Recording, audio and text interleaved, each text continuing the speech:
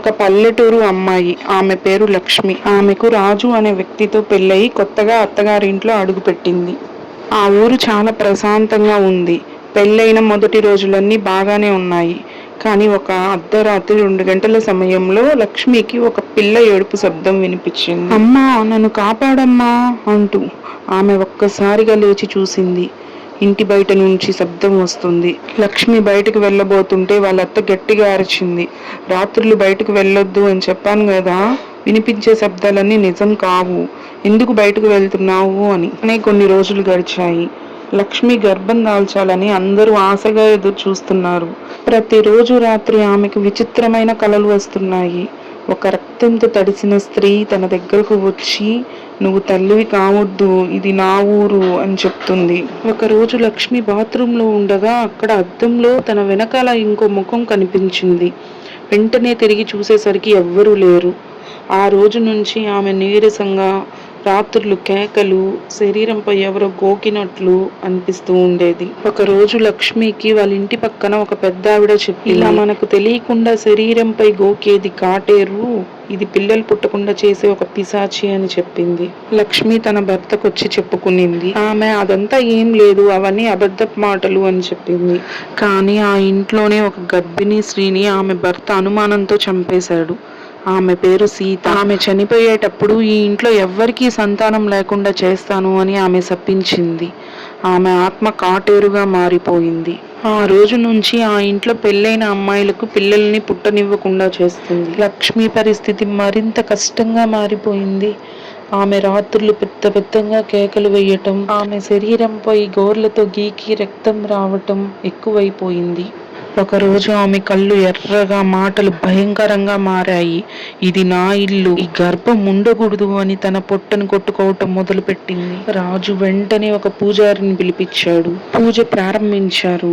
ఆ మంత్రాలు వినగానే లక్ష్మి ఒక్కసారిగా నేలమీ పడిపోయింది. అప్పుడు కాటేరు రూపం బయటపడింది.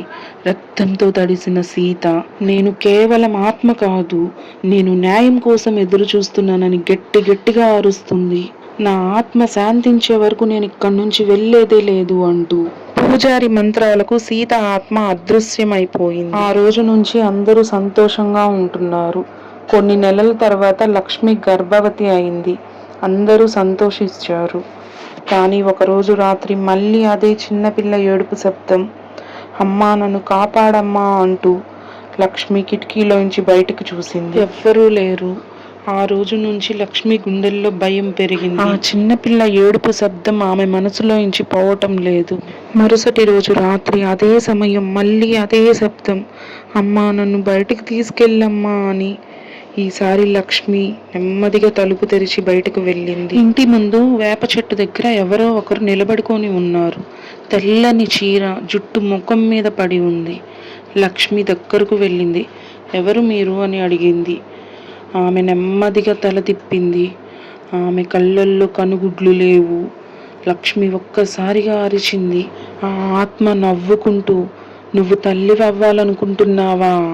నేను అవ్వనివ్వను అని చెప్పి ఒక్కసారిగా కనిపించకుండా మాయమైపోయింది. లక్ష్మి ఉదయాన్నే తన భర్తకు జరిగిందంతా చెప్పింది. అతను కోపంగా, ఇలాంటివి మాట్లాడొద్దు, మన ఇంట్లో ఏం లేదు, నీకు అసలు భయపడే అలవాటు ఉంది కదా, అట్లానే భయపడుతూ ఉంటున్నట్లున్నావు, నీకు అలానే అనిపిస్తున్నట్లుంది, మన ఇంట్లో ఏం లేదు, నువ్వు భయపడొద్దు అని చెప్పాడు. అదే రోజు రాత్రి లక్ష్మి శరీరంపై ఎవరో గోళ్లతో గీకినట్లు గుర్తులు కనిపించాయి.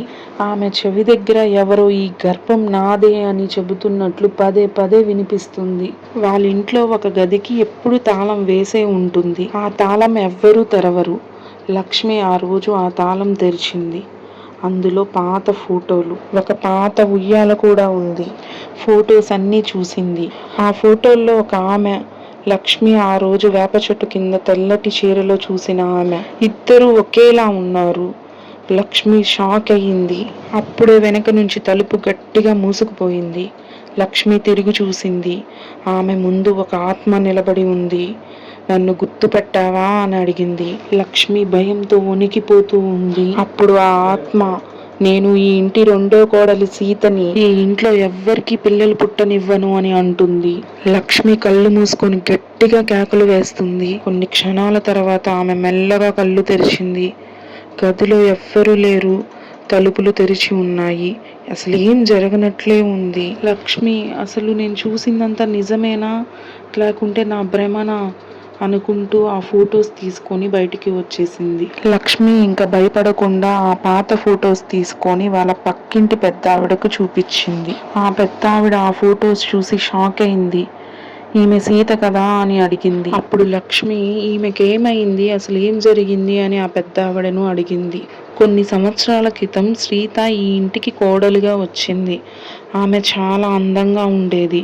కొన్ని రోజుల్లోనే గర్భవతి కూడా అయింది. ఇంట్లో వాళ్ళకి ఆమెపై అనుమానం వచ్చింది. ఆ బిడ్డను చంపేయాలి అని అనుకున్నారు. ఒకరోజు రాత్రి ఇప్పుడు తాళం వేసి మూత వేసిన గదిలోనే ఆమెను బంధించారు. ఆమె పెద్దగా ఏడుస్తూ వేడుకుంది, నా బిడ్డను కాపాడండి కాపాడండి అని. కానీ ఎవ్వరూ పట్టించుకోలేదు. ఆమె పురిటి నొప్పులతోనే చనిపోయింది. ఆమె చనిపోతూ, నన్ను నా బిడ్డను చంపిన మీ ఇంట్లో ఎవ్వరూ ఇంక తల్లి కాలేరు అని శపించింది. నిన్ను గోర్లతో ఎక్కువగా గీకుతుందంటే ఆమె నీలోకి ప్రవేశిస్తుందేమో అని చెప్పింది ఆ పెద్ద ఆవిడ. లక్ష్మి ఇంటికి వచ్చి వాళ్ళత్తకు ఈ ఫోటో చూపించింది. ఈమె ఎవరు అని అడిగింది. వాళ్ళ అత్త కంగారు పడిపోయింది. నువ్వు ఆ గది తలుపులు తెరిచావా అని అడిగింది. లక్ష్మి కోపంగా, అవును తెరిచాను.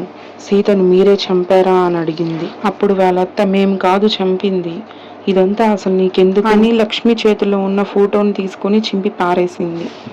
సరిగ్గా అప్పుడే లక్ష్మి ఒక్కసారిగా నవ్వటం మొదలుపెట్టింది. ఇంట్లో ఒక్కసారిగా లైట్స్ అన్నీ ఆఫ్ అయిపోయాయి. సీత నవ్వు అంటే లక్ష్మి నవ్వు మాత్రమే వినిపిస్తుంది. లక్ష్మి వాళ్ళ ఆయన రాజు భయంతో వణికిపోతూ, లక్ష్మి నీకేమైంది లక్ష్మి అని అడిగాడు. నేను లక్ష్మిని కాదు, నేను సీతని. నా బిడ్డని చంపిన వాళ్ళందరూ శిక్ష అనుభవించాలి అని గట్టిగా అరుస్తుంది. రాజు వెంటనే గ్రామంలో ఉన్న పూజారిని తీసుకొచ్చాడు.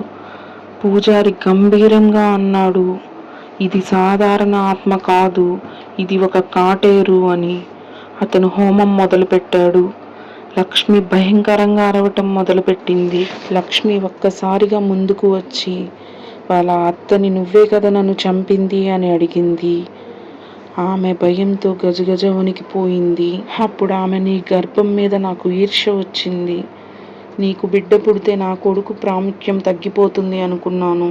అందుకే నిన్ను బంధించి చంపేసేశాను అని చెప్పింది. అందుకే ఇప్పుడు నీ వంశాన్ని బ్రతకనివ్వను అంటూ లక్ష్మి వాళ్ళ అత్త గొంతును పట్టుకుంది. పూజారి మంత్రాలకు లక్ష్మిలో ఉన్న సీత, నేను ఈ వంశాన్ని బ్రతకనివ్వను, ఈ వంశంలో ఎవ్వరిని తల్లిని అవ్వనివ్వను, ఈ వంశం అంతమయ్యే వరకు నేను వదిలిపెట్టను అని ఆమె గొంతు వదిలి లక్ష్మి కింద పడిపోయింది. ఆ సీత ఆత్మ అదృశ్యమైపోయింది.